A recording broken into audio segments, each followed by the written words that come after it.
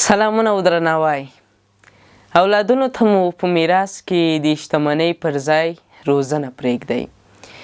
دا چې زموږ په ټولنه کې تر ټولو غوره هوښیار پلار هغه دی چې اولادونو ته په میراث کې ډیره زیاته شتمنۍ پرېږدي، تر څو د پلار د وفات وروسته همدا اولادونه نور د احتیاج نه اوسي او خوشحاله او ارامه ژوند ولري.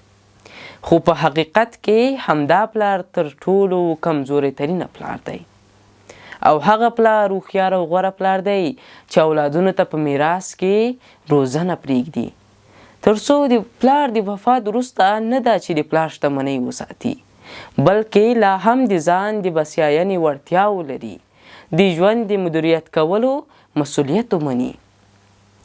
کله چې سقراط د اعدام لپاره په دارو خېژول شو، نو ترې پوښتنه وشوه چې څه ارمان لرې؟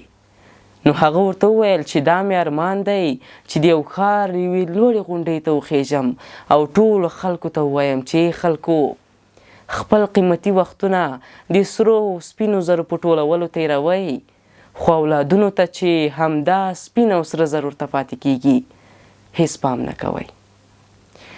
نو هیله لرم چې تل کوشش وکړئ خپل اولادونو ته په میراث کې روزنه پرېږدئ، تر څو د همدغه اولادونو د روزنې د تربیې له کبله ستاسو سترګې د خلکو په مخ کې ټیټې ونه اوسي او ستاسې سترګې تل لوړې واوسي او په خپل اولادونو تل افتخار وکړئ، د ویاړ او د افتخار نه ډک ژوند ولرئ. تر بیا مو په لوی بخښونکي څښتن تعالی سپارم. د الله په امان.